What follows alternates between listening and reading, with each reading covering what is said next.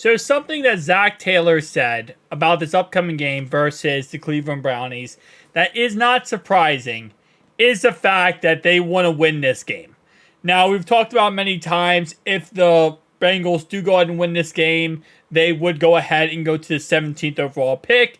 With a loss and other teams losing, they could drop down to the 13th overall pick. By the way, I don't know why my camera is, I'm like so white right now. Like I'm more white than I normally am. I'm going to go ahead and like turn off my camera for a second, guys. Because I'm not sure why my webcam's doing that. But anyway, as I was saying though, the best for the long-term longevity of this team is to lose this game, right? But that's just not how football works. That's not how coaches work. That's not how players work. Nobody wants to lose this game. So they're going to go out there and they're going to perform to their best ability. Now, what's kind of funny is, and this is my only negative to the statement, Coach Taylor said, our number one objective is to win by any means necessary. Now, however that looks is however it looks, Taylor said via the team's website. The fans have continued to support us and cheer for this team and put their heart and soul into supporting us and get a chance to play hard in a home game and find a way. And I've said many times, listen, even though, yes, it's better for a draft pick for our team to lose this weekend, I want to win. And why do I want to win? Because I want to see our team do well. And even if it's worst draft pick, we lose 4 picks in the draft, it sucks in the end of the day. But if we can win and at least take that into next season and have that momentum, well, I literally look like I'm an alien. Okay, I'm just going to turn off the webcam for the rest of the video. I'd rather have that than going to next season being 0-6 in the division and being like, okay, well, clearly we have some problems and we're going to have to work some things out. You know, I love seeing my team win, so I'm going to be rooting them to win this weekend. I know some people will be rooting against them who are Bengals fans simply for a better draft pick. I understand the perspective / thing. But here's my dilemma, right? This is a mentality I feel like we should have had against the Steelers. Mentality we should have had versus the Chiefs, where it's win by any means necessary. And I'm sure in those games versus the Chiefs and versus the Steelers, they definitely tried to win. Don't get me wrong, I'm not going to sit here and say they weren't trying to win. I think they truly were trying to win.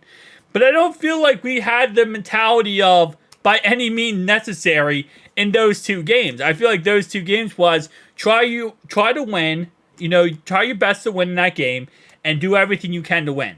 But not by any means necessary. Because that term right there is, it's a very loaded term.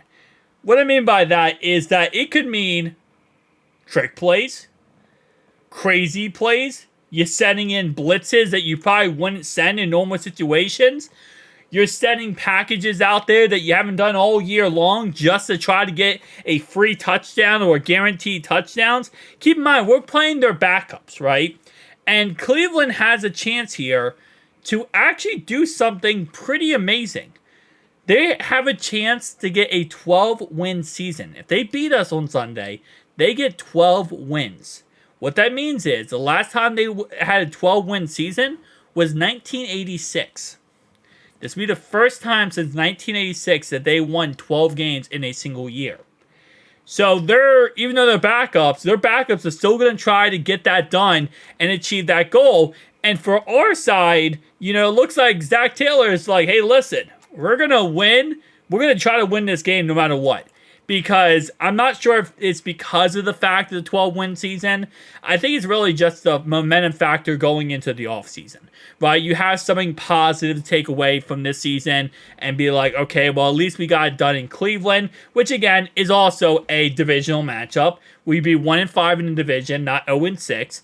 And we can at least take away the fact that it was a tough season, but we got it done in against a team that, in all intents and purposes, has really owned us over the last, so many years, since 2017 pretty much. So we're going to, I guess, mentality-wise, beat them in that aspect. And as I said yesterday, Trey Hendrickson, if he gets 6 sacks in this game, he will now hold the single season sack leader, or be the single season sack leader of all time. So he will outdo TJ Watt, outdo Michael Strahan, and he'll be the number one guy, which is another amazing fact that could happen. Again, like I said, we'll kind of have to wait and see how that goes. But things like that could potentially be on the line in this game.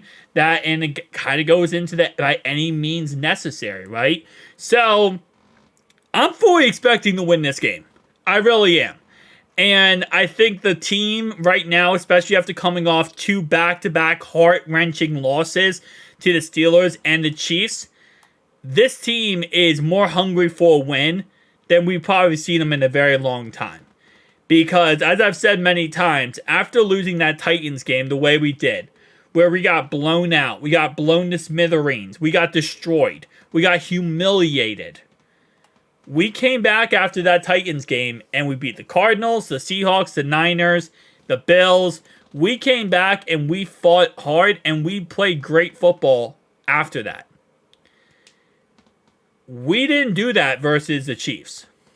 Like, we got humiliated by the Steelers, and then following that up against the Chiefs, we had a great first half and then got humiliated in the second half. And I feel like it's a bad taste in all the players' mouth, the coach's mouth. And again, like I said, this is just a game to not only divisional AFC North rival, it's a game that you just walk away and say, we finished strong. And that's all that matters.